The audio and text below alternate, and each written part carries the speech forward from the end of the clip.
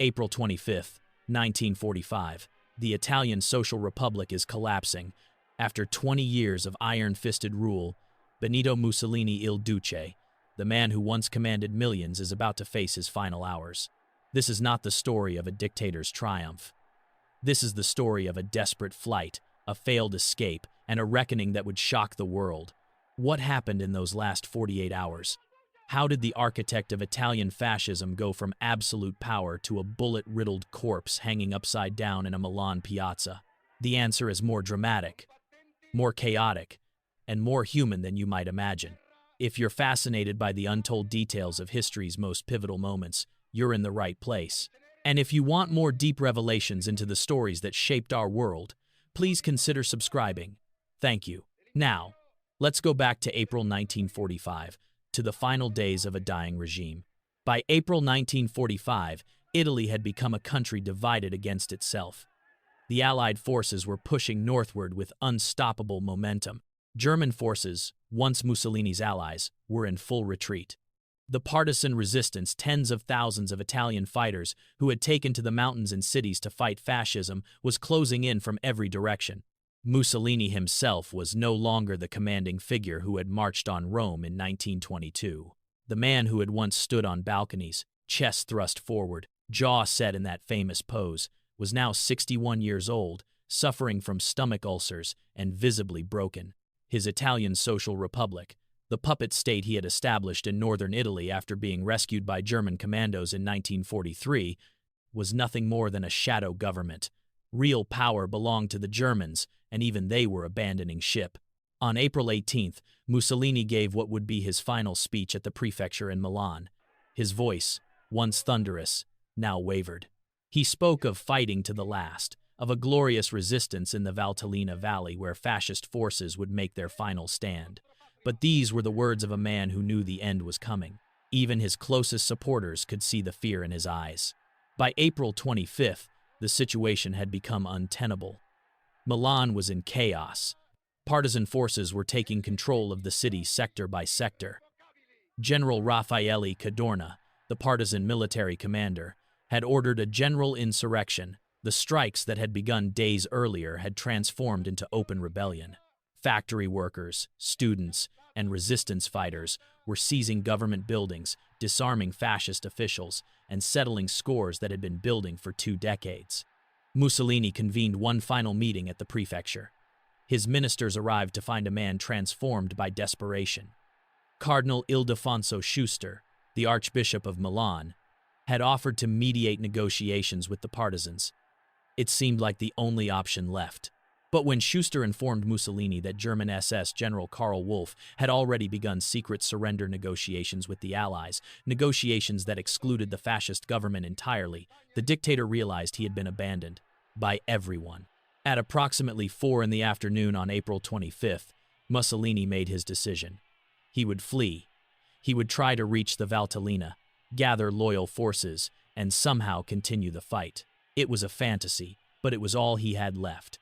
The convoy that left Milan on the evening of April 25th was a sad procession of a fallen empire. Mussolini traveled in an Alfa Romeo, accompanied by a small group of die-hard fascists, some Republican National Guard soldiers, and officials who still believed in the cause or who simply had nowhere else to go. But Mussolini was not alone in his flight. With him was Clara Petacci, his mistress of many years. Clara was 33 years old, beautiful, and utterly devoted to Il Duce. She had refused every opportunity to escape to safety. When friends and family begged her to leave Mussolini and flee to Spain or Switzerland, she refused. She would stay with him until the end, whatever that end might be. The convoy moved slowly through the night, heading northwest toward Lake Como. The roads were dangerous, clogged with German military vehicles retreating toward Austria, refugees fleeing the fighting, and partisan checkpoints that seemed to materialize out of nowhere.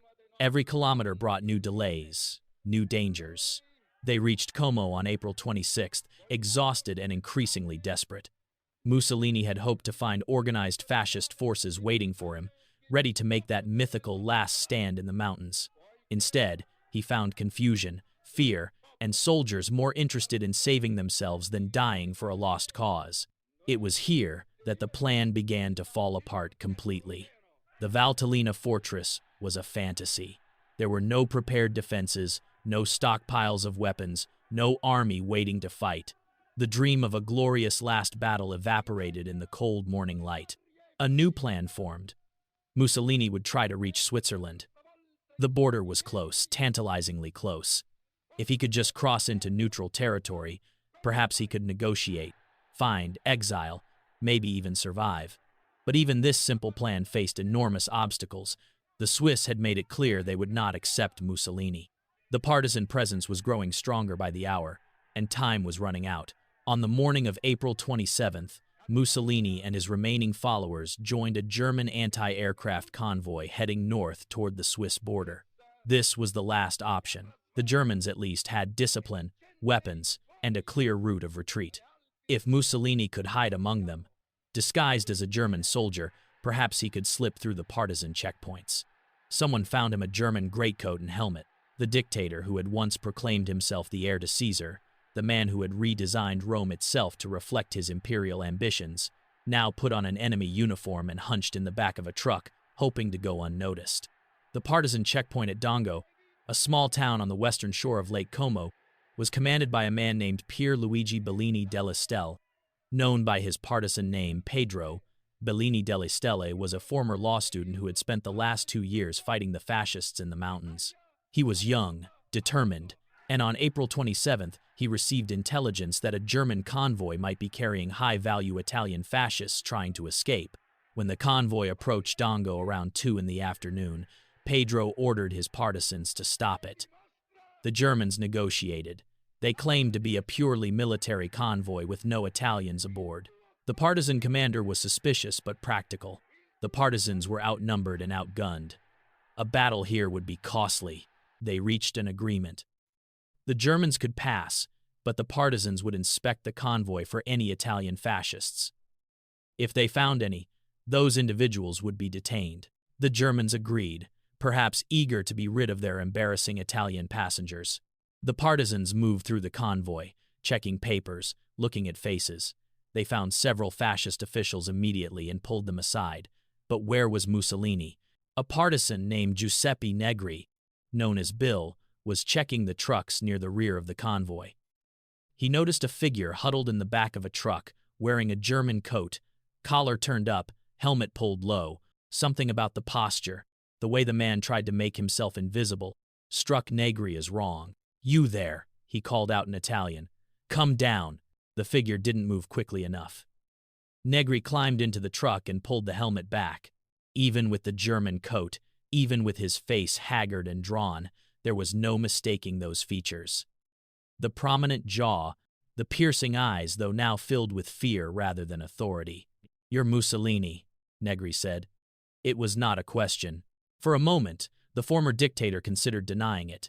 Then his shoulders sagged. "No, you're mistaken," he tried weakly, but his voice betrayed him. That distinctive voice, heard in 1,000 speeches, echoed in newsreels across the world. Other partisans gathered quickly. Recognition spread through the group. They had captured Il Duce. After everything, after 20 years of dictatorship, after the alliance with Hitler, after the invasion of Ethiopia, the brutality of fascist rule. The war that had torn Italy apart, they had captured Mussolini. Clara Petacci was found in another vehicle, desperate to be taken to wherever Mussolini was going. The partisans were uncertain what to do with her, but she insisted she would not be separated from him. Not now. The partisans faced an immediate problem. They had captured the most wanted man in Italy, but they were a small group in a contested area. German forces were still nearby. Fascist loyalists might attempt a rescue. And most dangerous of all, there were various partisan factions with different agendas, communist, socialist, Catholic, all wanting to control what happened to Mussolini. Pedro made the decision to hide Mussolini and Petacci in a small farmhouse in the hamlet of Giulino di Mezzegra, high in the mountains above Lake Como. It was isolated, defensible, and secret. A local partisan family, the De Marias, agreed to guard them overnight.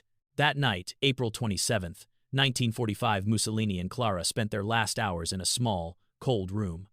What did they talk about? The historical record gives us fragments. Clara apparently tried to comfort him, speaking of escape, of miracles, of somehow surviving. Mussolini was quieter, more resigned. He had to know what was coming. Meanwhile, the partisan leadership was making urgent decisions. Contact was made with the Committee of National Liberation in Milan, the Unified Resistance Command. The message was clear. Mussolini must be executed immediately.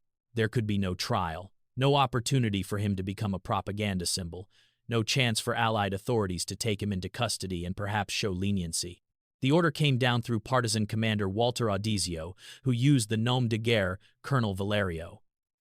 Audizio was a communist partisan, a true believer in the cause, and on the afternoon of April 28th, he arrived in the mountains above Lake Como with clear instructions: execute Mussolini and the other captured fascist leaders. Do it quickly, do it decisively, and do it in the name of the Italian people. On the afternoon of April 28th, 1945, Colonel Valerio arrived at the farmhouse where Mussolini and Petacci were being held. It was approximately 4 in the afternoon, almost exactly 24 hours after Mussolini's capture. The accounts of what happened next vary slightly depending on the source, but the essential facts are clear. Valerio entered the farmhouse and informed Mussolini that he had come to rescue him. It was a lie designed to get the former dictator moving without resistance. Mussolini and Clara were led to a car. They drove a short distance to a secluded spot near the gates of Villa Belmonte, a large estate in Giulino di Mezzegra. The car stopped. Valerio ordered them out. It was only then that Mussolini understood. This was not a rescue. This was an execution. Clara Petacci realized it at the same moment. According to witnesses, she threw herself in front of Mussolini, begging the partisans not to shoot him, or at least to let her die with him. Valerio told her to move aside. She refused. The exact sequence of events in the next few seconds has been debated by historians. What is certain is that Valerio raised his submachine gun and fired. Clara Petacci was hit first, falling to the ground. Then Mussolini, the man who had ruled Italy for 2 decades, who had dreamed of restoring the Roman Empire, who had led his nation into catastrophic war, died in a hail of bullets on a muddy road in the mountains. His last words, if he spoke any, are uncertain. Some accounts claim he opened his coat and said, "Shoot me in the chest." Others suggest he simply stood there, silent and defeated. We will never know for sure. But his death was only the beginning of the final act of this drama. Valerio and his partisans loaded the bodies into a truck. They drove through the night back toward Milan, collecting the bodies of other executed fascist leaders along the way, including Alessandro Pavellini, the former Minister of Culture, and Nicola Bombacci, a former communist turned fascist. On the morning of April 29, 1945, the people of Milan woke to find the bodies of Mussolini, Petacci, and 15 other fascist leaders dumped in Piazzale Loreto, the same square where partisans had been executed and left on display by fascist forces less than a year earlier. What happened next shocked even those who had fought hardest against fascism. The crowd that gathered began to abuse the corpses. They were kicked, spat upon, beaten with sticks. Eventually, someone decided to string them up by their feet from the metal girders of a bombed-out gas station, hanging them upside down for all to see. The images of Mussolini's corpse hanging in Piazzale Loreto became some of the most iconic and disturbing photographs of the entire Second World War. For some, it represented justice. The dictator who had brought so much suffering to Italy had received the people's verdict. For others, even those who had opposed fascism, the treatment of the bodies was shameful, a descent into barbarism that diminished everyone involved. The symbolism was impossible to miss. The man who had once stood on balconies, elevated above the masses, now hung upside down at eye level with the people he had claimed to represent. The theatrical staging of fascist power, the uniforms, the salutes, the carefully choreographed rallies had been replaced by this brutal, chaotic display of a regime's end. American troops arrived at the square soon after and eventually ordered the bodies taken down. Mussolini was buried in an unmarked grave in Milan. His body would later be stolen by neo-fascist activists, recovered, and eventually, years later, allowed to be buried in his family tomb in Preda Pio. The capture and execution of Mussolini marked the end of Italian fascism as a political reality. Within days, the war in Europe would be over. Hitler would commit suicide in his bunker in Berlin. The 1,000-year Reich would last just 12 years. And Mussolini's dream of a new Roman Empire ended on a muddy road in the mountains, far from the glory he had promised his people. The final 48 hours of Benito Mussolini's life tell us something profound about power, about hubris, and about the inevitable reckoning that comes to those who rule through fear and violence.